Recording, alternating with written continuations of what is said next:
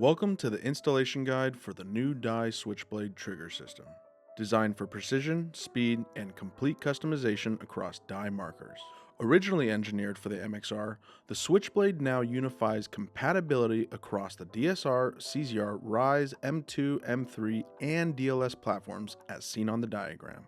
Its modular base and interchangeable blades let you fine-tune feel, comfort, and style to your preference. MXR owners, you are already set. The base is built into your marker, so just choose your blade silhouette, color, and you're good to go.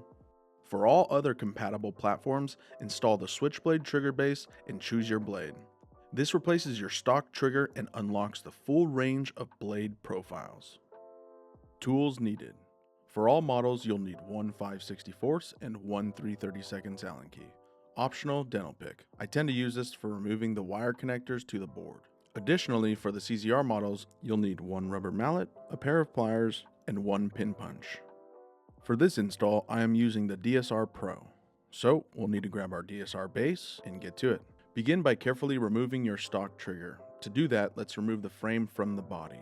So let's start by removing the grips, remove the bolt, remove the front grip, and we'll expose the two frame screws holding the frame and body together. Remove those using the 5/64 Allen key. When you remove the frame from the body, be careful to not tug on the solenoid wire as it is still connected to the upper board inside the body.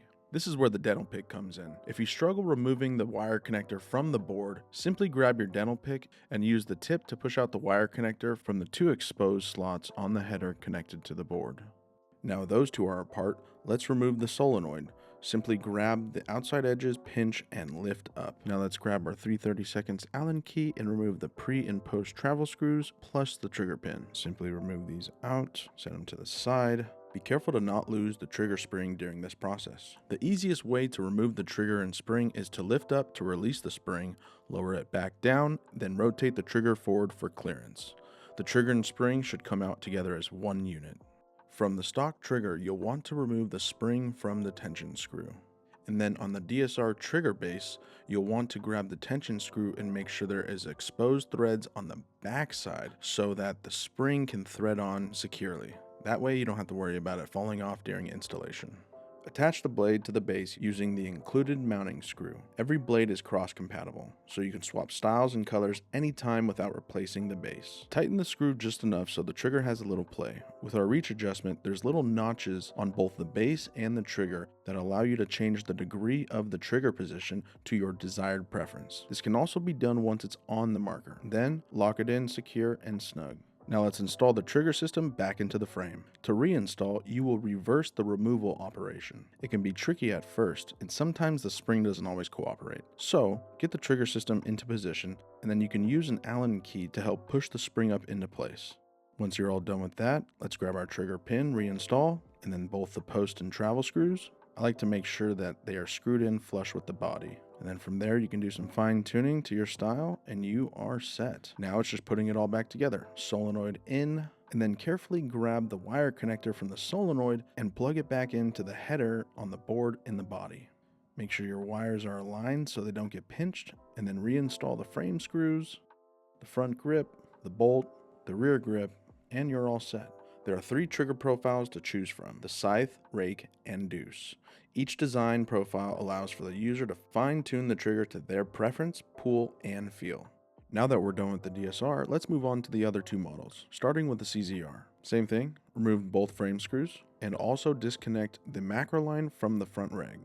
And then from here, you can just easily remove the grips. In the video, I only removed the right side. Now that you have that done, before you remove the frame from the body, let's disconnect the wire connectors from the header on the board in the frame. And once again, let's grab the dental pick and insert into the side slots of the header to push the wire connector out. You do not need to remove the bottom wire connector, which is closest to the ASA.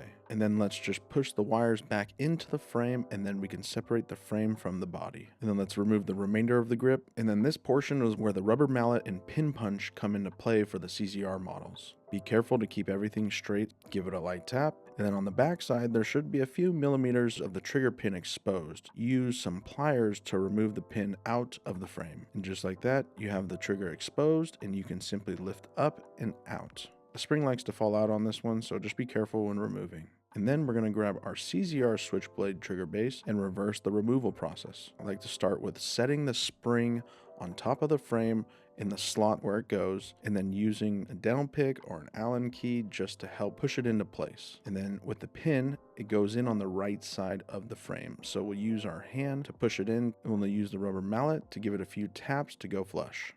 And from there, your switchblade is installed. Now it's just reinstalling the frame onto the body. And when we took it off, we were careful with the wires, so let's do the same thing when reinstalling. Make sure the wires go in to where they can be exposed and pulled out. My hands are a little big, so I like to use the dental pick, being very carefully not to mess up the wires, to help me lift them up so then I can put them back into the header on the board in the frame.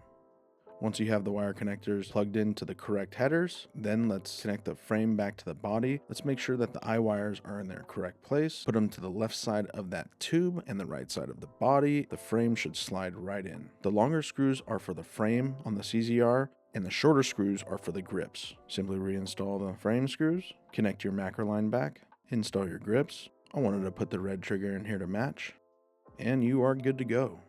Moving on to the M series, we are using the M3 Plus for this installation. Same process as all the others. Remove the front grip, rear grip, remove the two frame screws holding in the frame and body together, separate carefully. You don't have to worry about a wire. And then we're going to remove the pre and post travel screws. And then we're going to remove the trigger pin.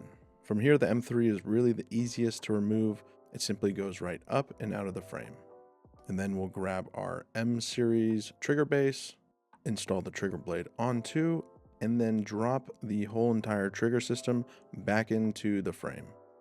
Trigger pin in, pre and post travel screws in, flush to the body, and you are done for the M series. Moving on to the MXR, this one's real easy. The entire switchblade system was engineered for the MXR, so you do not have to remove the base. You just have to unscrew the trigger blade and select your blade of choice and reinstall using your trigger screw. Set it to your preference, and you're good to go. With smoother pulls, faster shots, and the ability to customize your style, the Switchblade Trigger System gives you more confidence, control, and consistency on the field. Upgrade your trigger, upgrade your game. Introducing the DYE Switchblade Trigger System. I'm Nate from DYE, thanks for joining me on this install, and as always, we'll see you out on the field.